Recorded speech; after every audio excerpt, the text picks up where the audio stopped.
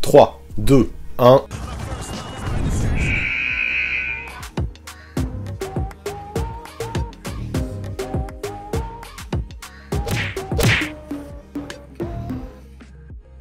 Salut à tous, comment ça va aujourd'hui? Moi ça va pas trop mal, car pour la toute première fois de toute l'histoire de ma chaîne, on va faire un sujet intégralement réservé à un joueur des Cavaliers en mode coast to coast.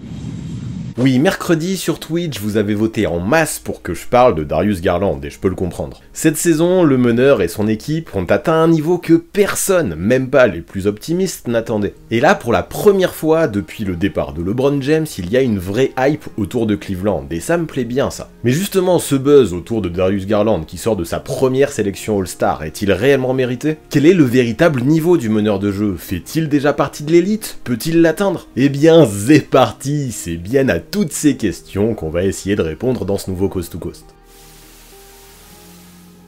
Allez, une fois n'est pas coutume, avant de parler du parcours du joueur, je veux d'abord parler de son équipe. Bon, vous vous rappelez du bon vieux temps à Cleveland, du titre en 2016, des 4 finales en 4 ans, c'était la fête en ce temps, mais malheureusement pour les fans de l'Ohio, quand LeBron James a décidé de quitter le navire à l'été 2018, les choses sont devenues bien plus difficiles. Les Cavs, lors des 3 saisons qui ont suivi, n'ont obtenu que 60 victoires en cumulé, et bien entendu, à chaque fois, l'équipe n'a pas fait les playoffs. En parallèle, malgré la draft de certains jeunes prometteurs, l'incertitude et l'instabilité régnaient pas mal autour de cette franchise, où pendant cette période, pas moins de 4 coachs se sont succédés. Le dernier en date, encore actif en ce moment, JB Bickerstaff, mais il faut dire qu'au vu de son passif peu glorieux à Memphis et à Houston et de ses résultats en saison 1 avec sa 13e place de l'Est, peu de monde croyait en lui. Sauf qu'à Cleveland, ça suffisait, au bout d'un moment, il fallait faire confiance à quelqu'un, au moins sur le moyen terme. La valse des coachs, ça suffisait. Et 1, 2, 3, et 1, 2, 3. C'est ainsi que pour le début de cette saison 2021-2022, et malgré tous les doutes, JB Bickerstaff restait en poste. Et ça, attention spoiler, à ce jour, personne ne le regrette. Comme quoi, ça a du bon parfois de ne pas se précipiter. Aujourd'hui, alors que l'on a largement dépassé les 3/4 de la saison, les Cavaliers sont en course pour les playoffs. Et bien. Après, si aujourd'hui ils ne sont plus que 6ème de la conférence, ils ont trusté les 3e places de l'Est pendant une bonne partie de l'exercice. Qui s'attendait à ça? Sûrement pas les parieurs, vu la cote de l'équipe en début de saison. Là, les Cavs sont clairement l'une des grosses sensations de cet exercice, l'une des teams les plus surprises, et ça fait plaisir. Pourtant, soyons honnêtes, tout ne partait pas sous les meilleurs auspices. Déjà en début de saison, je me rappelle, lors des lives notamment, tout le monde me posait cette même question. Comment va faire Cleveland avec tous ses intérieurs? Evan Mobley, Jarrett Allen, Lauri Markkanen, Kevin Love, et j'en passe, c'est vrai que ça faisait beaucoup. Puis du côté des guards, tour à tour, Colin Sexton et Ricky Rubio se blessaient, et allaient manquer toute la saison, laissant déserte la rotation sur les lignes arrière. S'il y avait déjà des doutes en début de campagne, ils se multipliaient encore, mais vous pensez que ça suffit pour empêcher les Cavs de fonctionner? Absolument pas. En titularisant Markkanen, Mobley et Allen tout en utilisant Kevin Love en 6ème homme de luxe, JB Bickerstaff a créé son propre tall ball, et ceux qui pensaient que ça allait déséquilibrer le collectif se sont bien trompés, car force est de constater à ce jour que les 3 starters sont bien complémentaires et apportent des choses tout à fait différentes. Jarrett Allen protège le cercle et excelle en tant que rim runner. Lauri Markkanen, avec son adresse, lui peut tout à fait écarter le jeu. Enfin, Evan Mobley, le rookie, est déjà l'expert de la défense. Il switch partout tout en occupant en attaque la zone intermédiaire. Dans ce système, tout le monde a sa place, et chapeau bas à JB Bickerstaff d'avoir cru jusqu'au bout en son plan de jeu. Mais croyez-vous que tout ça, ça aurait fonctionné sans un excellent meneur? Mario vous donne la réponse tout de suite.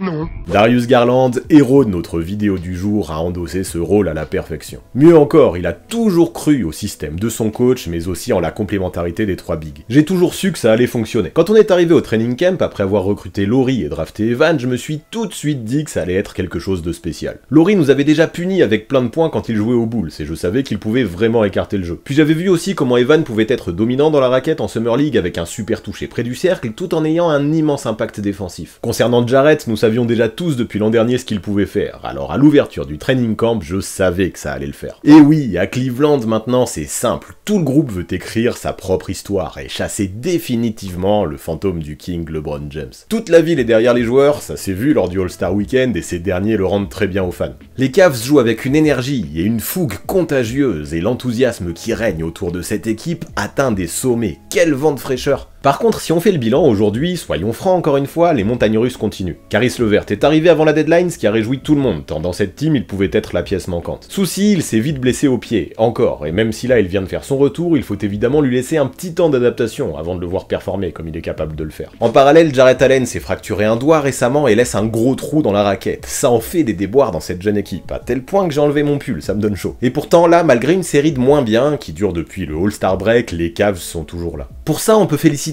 Evan Mobley bien sûr, qui est en bonne voie pour devenir rookie de l'année, mais le leader, celui qui tient le bateau à flot plus que les autres, c'est bien Darius Garland. Pour sa 3e année en NBA, le meneur atteint peu à peu un niveau stratosphérique, et pour parler mieux de sa breakout season là qu'il est en train de faire, intéressons-nous un petit peu à son parcours d'abord. Déjà, ce qu'il faut savoir, c'est que Darius est le fils de Winston Garland, un role-player, journeyman qui a passé 7 ans dans la Grande Ligue. Pendant toute sa jeunesse, le gamin a bougé, déménagé, suivant le paternel, dans les 6 villes US dans lesquelles il a joué, allant même jusqu'en Italie. Pas simple, c'est sûr, mais cela lui a permis très tôt de se familiariser avec la balle orange. C'est ainsi qu'il grandit, il passe ses classes, jusqu'au lycée. Et là, en high school, le jeune Darius se fait sévèrement remarquer. Grâce à son scoring, sa vision de jeu et sa vitesse, il glane des brouettes de distinction individuelle, remporte le titre de l'État, se met à tourner à 28 points par match et est invité à tous les matchs exhibitions possibles et imaginables, du McDonald's au Hoop Summit, en passant par le Jordan Brand Classic. Tout ça lui vaut déjà d'être au sommet de la hype, et malgré des offres de gros programmes, c'est finalement avec Vanderbilt qu'il décide de s'engager histoire de rester proche de sa famille. Il devient alors la recrue la mieux classée de toute l'histoire de la faculté, rien que ça. Mais je vous le dis direct, heureusement qu'il avait brillé au lycée, le jeune Darius, parce qu'à l'université, il n'a pas vraiment fait long feu. Malgré des débuts très prometteurs, une perf à 33 points et une sélection dans la All Conference Team SEC de la pré-saison, au bout de 5 matchs à peine, il doit se faire opérer du genou. Son expérience à la fac est déjà terminée, car Garland n'a qu'une idée en tête, la draft 2019. Là, et c'est bien logique, de nombreux doutes règnent autour de sa situation. Bien sûr, il a brillé au lycée, bien sûr, ses débuts à la fac étaient fous, mais l'échantillon était quand même vraiment très faible pour se faire un avis objectif. Là, on parlait d'un meneur d'à peine 19 ans qui ne s'était quasiment jamais testé contre des adversaires de haut niveau, c'était un vrai pari.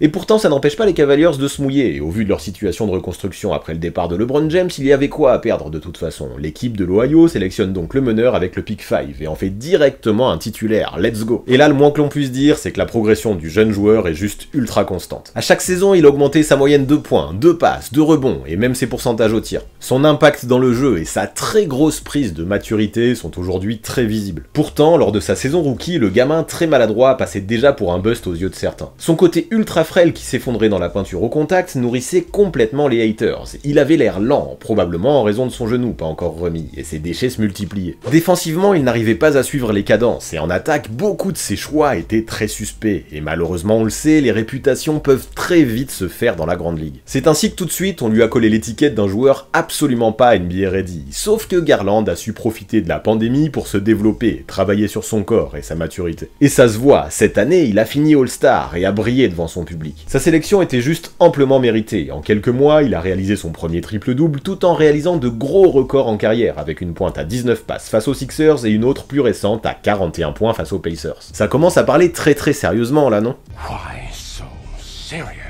Bon, maintenant, c'est vrai que depuis le mois de janvier, physiquement, il vit à nouveau quelques moments difficiles. Victime d'une blessure au dos qui l'a obligé à manquer quelques matchs, il n'est toujours pas remis à 100%, et les douleurs sont toujours présentes, de façon lancinante. Ça ne se ressent pas vraiment dans ses perfs, mais alors que les playoffs approchent, la situation peut inquiéter. Jusque-là, il gère au jour le jour, et se repose ou non en fonction de comment il se sent. À Cleveland, tout le monde est conscient que ça devrait le gêner, au moins jusqu'à cet été. C'est chiant, c'est sûr, mais en attendant, Garland serre les dents. Il performe, et continue à battre des records en carrière. Cela montre la force de ce caractère de ce gamin qui a maintenant 22 ans et qui semble tout posséder, au moins sur le papier, pour devenir une star. Son match à 41 points et 13 passes à Indiana il y a une dizaine de jours dans la victoire est définitivement là pour le prouver. Sauf que c'est bien beau tout ça, mais sur le terrain, qui est-il ce Darius Garland? Eh bien déjà, avant toute chose, sachez qu'il est un shooter fabuleux. Ça, quand il est arrivé, ce n'était une surprise pour personne, vu que les scouting reports le définissaient comme tel. Sa saison rookie à 35% derrière la ligne a d'ailleurs très vite confirmé cette perception. Néanmoins, ce n'est pas pour ça qu'il s'est ensuite reposé sur ses lauriers. Cette saison, en moyenne, il met 3 tirs primés donnés par match, en tournant à des pourcentages d'environ 38%, des chiffres excellents. J'ai amélioré ma distance de shoot, j'ai énormément bossé, j'ai fait du shoot en sortie de dribble, du jeu en sortie de pick and roll, puis beaucoup de situations en isolation, ou encore différents step back pour me mettre en position de shooter et pouvoir scorer de partout sur le terrain. Et ouais, il a taffé. Aujourd'hui, de plus en plus, les Cavs lui demandent de shooter, et ce qui me plaît encore plus et qui montre encore son talent au tir, c'est son adresse au lancer franc. Là en ce moment, il affiche un chiffre assez insane supérieur à 91% sur la ligne de réparation, ce qui montre qu'il ne faut absolument jamais faire faute sur lui. En regardant ses pourcentages, de toute façon, on se rend très vite compte qu'il ne lui manque quasiment rien pour rentrer dans le sacro-saint 50-40-90 club, c'est fort. Aujourd'hui, il est tout simplement devenu le joueur préféré de Stephen Curry himself dans toute la grande ligue, et vous vous doutez bien que tout ça, ce n'est pas dû au hasard. Darius Garland est déjà un sniper d'élite, ou pas loin.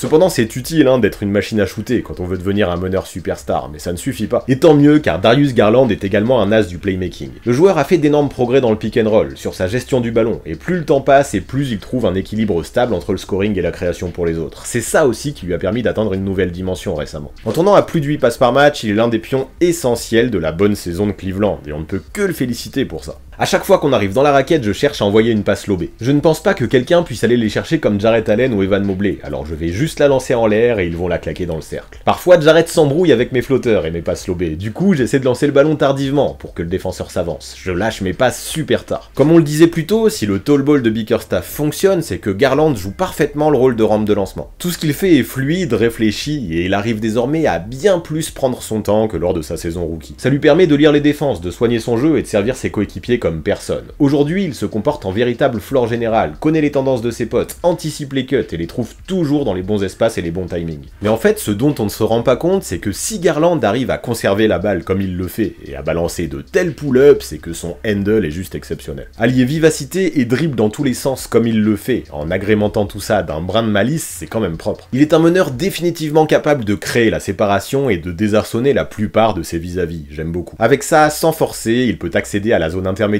où il balance un flotteur dont il maîtrise réellement l'art. Il est devenu un joueur ultra imprévisible, qui peut se lâcher, sanctionner de loin, ou lâcher la balle en un clin d'œil. C'est bien ce genre de skills qui lui permet d'être un scoreur aux 3 niveaux. Outre son adresse de loin, dont on a parlé plus tôt, il tourne à 63% sous le cercle et 50% à mi-distance. Encore une fois, c'est très propre. Il est un joueur smooth, très agréable à voir jouer, et qui sait très bien comment faire pour attirer l'attention des défenses. C'est très plaisant. Il est devenu une force dominante, vous devez établir un plan de match pour lui, et vous devez même avoir un plan B. Quand vous êtes un joueur d'élite, vous obligez les adversaires à s'adapter à vous, et je pense que Darius le fait. Il s'agit pour lui de mettre en place le jeu et de les laisser faire le premier pas. Il orchestre et manipule la défense pour qu'elle fasse ce qu'il veut au fur et à mesure que le match avance. Il appartient à la classe supérieure cette année. Son maniement de balle est phénoménal et c'est bien ça la source de ses qualités dans le playmaking ou dans le scoring. Mais le scoring justement, parlons-en. Là, si moi aussi j'avais envie de parler de Darius Garland dans cette vidéo aujourd'hui, c'est qu'actuellement, clairement, il touche les nuages. Depuis le mois de février, le meneur tourne à 27 points par match, c'est ouf. Sauf que, il faut bien des saufs dans cette vidéo, sur le reste de la saison, il est à peine à 20 points de moyenne par rencontre. Alors 20 points ce n'est pas nul, loin de là, et je serais sévère de trop le critiquer pour ça, mais ça montre aussi un petit souci de régularité. En ce moment il est en plein coup de chaud, mais l'échantillon est faible quand même, vu que ça ne fait que 2 mois que ça dure, surtout que dans ces 2 mois il a tout de même manqué 8 matchs, ça fait beaucoup. Puis le souci avec les coups de chaud c'est qu'on ne sait jamais combien de temps ça va durer. Parfois ça dure toute une carrière, mais d'autres fois c'est très éphémère. Et le truc, si on regarde de plus près, c'est que Garland, encore aujourd'hui, connaît régulièrement quelques crises d'adresse. Cette semaine par exemple face au Heat avec un Kyle Lowry sur le dos, ok il a mis 24 points, mais à 4 sur 17, il a été bien en galère. En fait, Garland a encore tendance à trop forcer sur son tir extérieur quand les défenses se resserrent sur lui, et son adresse en prend un coup. Il est un joueur qui ne prend que 17% de ses tirs près du cercle. Si on compare, même Steph Curry, pourtant un shooter d'élite, va chercher 23% de ses tirs dans la peinture. Il y va trop peu, et au vu de son aisance et de ses qualités de finisseur, je pense que Garland aurait tout à gagner à se lâcher davantage et attaquer plus le cercle. Il augmenterait ainsi considérablement ses pourcentages, et pour moi, c'est l'une des clés essentielles dans son développement. En faisant ça, il scorerait plus, je pense, mais surtout de manière plus constante. Quand on voit que début janvier, il a enchaîné 3 matchs sans jamais dépasser les 12 points, en cumulant un vilain 4 sur 21 à 3 points, ça fait tâche, je trouve, dans sa saison. Là, de plus en plus, il devient la cible des défenses adverses, alors ok, c'est la marque du plus grand, mais plus sa carrière avancera et plus ce sera le cas. Bien sûr, il n'aura pas à affronter la défense physique du 8 tous les soirs, mais si les adversaires comprennent vite qu'il suffit de le bousculer pour le faire déjouer, attention à la chute potentielle. Surtout que dans ces moments difficiles, je trouve, au lieu d'essayer d'aller chercher les autres dans les intervalles, il a un peu cette fâcheuse habitude d'insister insister sur le jeu en ISO et les step back threes. Tout ça, ce n'est pas dramatique bien sûr, vu qu'on parle d'un joueur qui n'a que 22 ans, et ça n'enlève en rien toutes les qualités que j'ai listées précédemment. Mais s'il veut passer au next step, je pense qu'il faudra qu'il trouve plus de confiance, potentiellement en s'approchant davantage du cercle et en évitant les shoots de loin trop compliqués. Il doit juste simplifier un peu son jeu. Si vous avez 2 ou 3 gars sur vous, ça veut dire que certains coéquipiers sont ouverts, et vous devez faire la passe à ces joueurs démarqués. Il a des joueurs capables de mettre les tirs autour de lui. Lauri Markkanen peut avoir de grosses soirées par exemple, et beaucoup de joueurs peuvent aussi le faire. Bien sûr, ça vous oblige à faire ce que la défense attend de vous, mais parfois c'est ce qu'il faut faire pour en tirer profit. Allez, on enchaîne, et autre secteur qui m'importe maintenant, c'est la défense. Autre domaine dans lequel Darius Garland a quelques failles. Là où il performe le plus, c'est loin du ballon, en se mettant sur les lignes de passe et en créant le chaos. Ça lui permet de tourner à plus d'une interception par match, 1,2 exactement, c'est plutôt pas mal. Là en plus, il n'hésite pas à se jeter et il est conscient qu'il peut gamble un petit peu, parce que derrière, il a des gars comme Evan Mobley, Jarrett Allen ou même Isaac Okoro qui peuvent prendre le relais. Maintenant, j'ai besoin qu'en 1 contre 1 notamment, il arrive à rester davantage face à son gars. Après, tout n'est pas catastrophique non plus, et le gamin est capable de bonnes phases. Il est vif, a de bons appuis, et il m'avait même plutôt étonné fin janvier dans son duel face à Shai Gilgeous-Alexander. Donc si on fait le bilan là-dessus, tout ça, ça reste quand même vraiment décent, mais c'est loin d'être élite, et ça me semblait essentiel de le préciser. Quoi qu'il en soit, tant que le système défensif derrière lui sera performant, je me dis que ça ira pour lui. Et de toute façon, et c'est tout à son honneur, ça compense déjà pas mal de faiblesses, il est un gars qui se bat, et mentalement je trouve qu'il a une vraie force quand même. Déjà sa confiance est flagrante, et ça il suffit de le voir jouer une fois ou deux pour s'en rendre compte. Le meneur croit en lui, prend des shoots compliqués, est capable de les mettre, et quand ça commence à rentrer, attention à vous, ça prend feu. Garland est capable de très belles séries de pull-up avec des enchaînements crossover, step back qui réellement régalent. Yummy, yummy, yummy. Puis en vrai il a ce petit truc en lui, je veux pas non plus jouer au médium de pacotille, mais ça se ressent. Quand le niveau de compétition s'intensifie, il a comme cette lueur dans l'œil, cette volonté de partir au combat et de relever le défi. Là en étant dans sa 3e année, il comprend bien mieux le jeu, la NBA il sait ce que c'est. Il sait ce qu'il peut faire, ce qu'il ne peut pas faire et maîtrise de plus en plus de paramètres. Là-dessus, et les chiffres le montrent, je trouve qu'il a encore fait des progrès pendant toute la saison. Plus le temps passe et plus il prend confiance, et maintenant il semble le savoir. S'il veut, il peut être chaque soir l'un des tout meilleurs joueurs sur le parquet. J'ai juste confiance en mon jeu, il suffit de lancer un ballon vers le panier, et ça je sais le faire. J'ai fait en sorte que tout le travail que j'ai fourni puisse être utile durant la saison. J'ai gagné en expérience, et si je performe, c'est de toute évidence une question de confiance en moi. C'est là qu'est la clé pour moi. Il possède aujourd'hui un vrai sang-froid, et peut mettre également de gros shoots clutch comme il l'avait fait il y a quelques temps face aux Knicks. Il est ce genre de joueur à qui on n'hésitera pas à donner la gonfle dans le money time, et c'est une vraie force, d'autant plus qu'il ne tremblera que très rarement sur la ligne des lancers francs, on l'a dit. Encore une fois, la confiance le porte et lui permet même désormais d'agir en véritable leader pour les Cavaliers.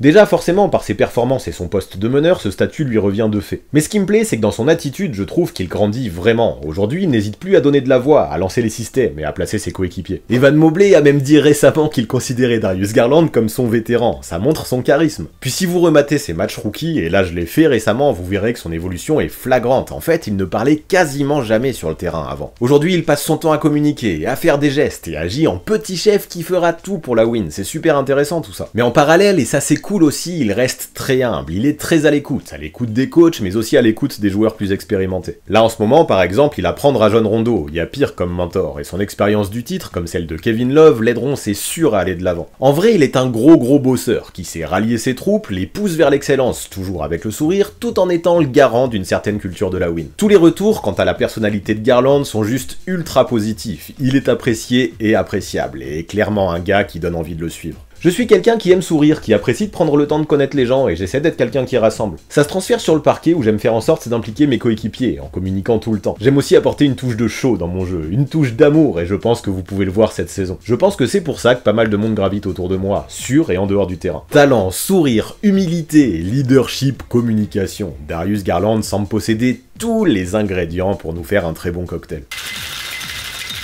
Et puis faut le préciser, il l'a dit récemment, sans se cacher, maintenant qu'il a été All-Star, il est encore plus affamé, et il veut viser plus haut. Il veut d'autres étoiles, il veut de longs parcours de playoff, des titres, et même finir au Hall of Fame. Il aurait tort de ne pas avoir des ambitions, le petit, et il en a. Il est un compétiteur qui déteste perdre, qui est arrivé très tôt dans la ligue et qui progresse à vue d'œil, limite match après match, et le ciel est la limite pour lui. Mais maintenant, après tout ce saussage, est-ce qu'il ne serait pas l'heure de répondre à notre question du jour? Est-ce que Darius Garland fait déjà partie de l'élite de la NBA? Eh bien, je vais être clair, pour moi non. du moins pas encore. Par exemple, malgré son excellente saison individuelle et collective, ça m'étonnerait fort qu'il termine dans une All-NBA Team cette année. Malgré tout le talent du bonhomme, je vois au moins 6 arrières, voire plus, des arrières élites qui méritent plus que lui à mes yeux. Pourtant, je ne dis pas qu'il est loin, il ne lui manque pas grand chose, juste un peu plus de régularité je pense. En fait, vu son profil, s'il veut atteindre l'élite, j'aimerais qu'il s'approche encore plus souvent des 25 points et des 10 passes. Il faudrait que ça devienne une réelle habitude, limite ses chiffres moyens ou presque. Il aurait probablement aussi fallu que Cleveland reste dans le top 3 de la ligue, même si évidemment, et c'est pas de chance, les blessures n'ont pas aidé. Par contre, je le dis franco, à mon avis, il n'est qu'à ça de l'élite. Il ne lui manque qu'un peu d'XP et de maturité, je pense, et ça viendra, y a pas de raison. Clairement, le meneur a décollé cette saison, mais à 22 ans, il n'a absolument pas encore atteint son full potentiel, et c'est prometteur. Pour sa 3e année dans la ligue, il est déjà un problème pour beaucoup de défense, et vu son travail et son attitude, il a tout pour devenir un fucking problème dans les prochaines années. Alors ok, c'est sûrement trop tôt pour affirmer que Darius Garland appartient à l'élite, mais tous les feux sont au vert pour que ça arrive vite, très vite.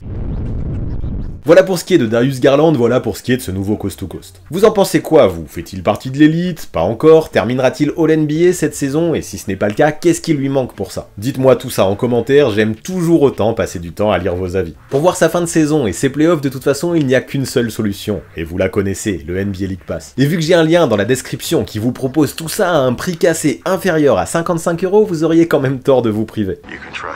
Et pour finir, vous connaissez les bails, on s'abonne à la chaîne, on active la cloche pour recevoir les notifications, on lâche un maximum de pouces bleus et on rédige ses meilleurs coms. Big up en tout cas à tous ceux qui sont restés jusqu'à la fin de la vidéo, c'est super important pour le référencement et la mise en avant sur YouTube. Et gros merci à tous ceux qui continuent à soutenir sur Twitch, franchement c'est super nécessaire et ça apporte énormément de force. Merci encore, à très vite.